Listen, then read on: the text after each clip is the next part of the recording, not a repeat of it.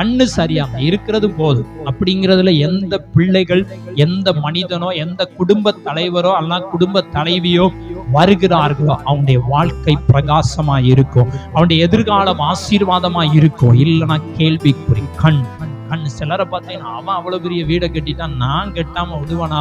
இருங்க, கெட்டுங்க, ஒன்றும் பிரச்சனை இல்லை. பிறகு கடன்காரன் வந்து கழுத்தை பிடிக்கும் போது என்ன செய்யணும்?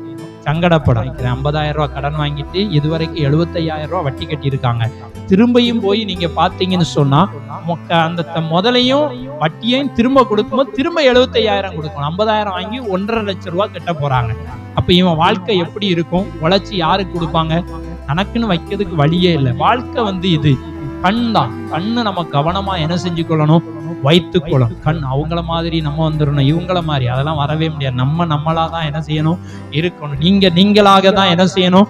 இருக்கணும். அவன் வீட்டுல பைக் இருக்கு, அவன் வீட்டுல கார் இருக்கு, என் வீட்லயும் கார் வேணும். அவ 10 பவுன் செயினை என்ன செஞ்சுக்கிட்டு இருக்கா?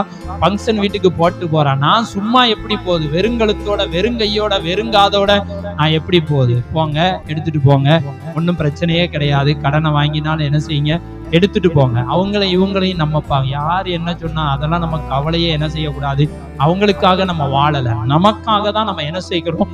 வாழுகிறோம். மற்றவங்க சொல்றதுக்கெல்லாம் நம்ம வாழ்க்கை என்ன செய்ய வேண்டாம்.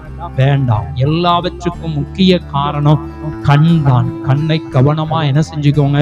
வைத்துக் கொள்ளுங்கள். நம்முடைய வாழ்க்கையில வாழ்க்கையை அழிக்கக்கூடிய இந்த கண்களை கவனமாய் ஜாக்கிரதையாய் நீங்க வைத்தீர்கள் என்று சொன்னால் உங்களுடைய வாழ்க்கை வெளிச்சமாய் இருக்கும். இந்த கண் கெட்டதாய் இருந்தால் உங்களுடைய வாழ்க்கை முழுவதும் இருள என்ன வரும்? இருளடைஞ்ச வீட்டுக்குள்ள என்ன வரும்? வெளிச்சமே இல்லைன்னா அந்த வீடு புழுதி அடைஞ்சு, அந்த வீடு நூலாம்படையாகி, அந்த வீட்டுல வௌவா குடி இருக்கும், அந்த வீட்டுல எல்லா மிருகம் வந்துடும், பாம்பு என்ன செஞ்சிடும்?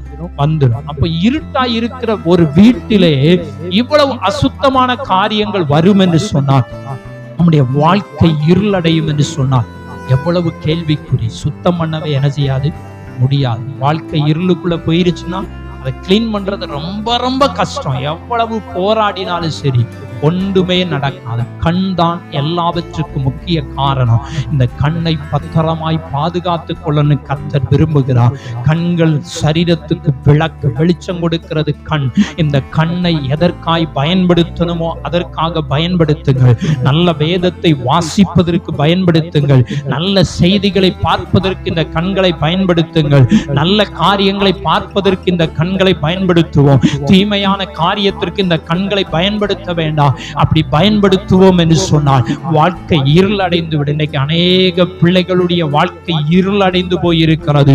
வாலிப பிள்ளைங்க, பசங்க, பொண்ணுங்க எல்லாருடைய வாழ்க்கை இருளடைந்து இருக்கிறது.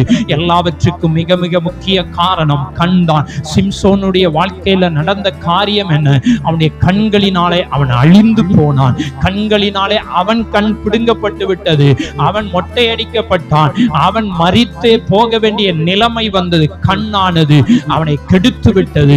கண்ணானது பார்வைக்கு அழகாய் இருக்கிறாள் என்று சொல்லி அவளை திருமணம் பண்ணினான். கடைசி இவங்கிட்ட இருக்கிற ரகசியத்தெல்லாம் அவ வாங்கி அவ இவனை மாட்டி விட்டு அவள் தப்பி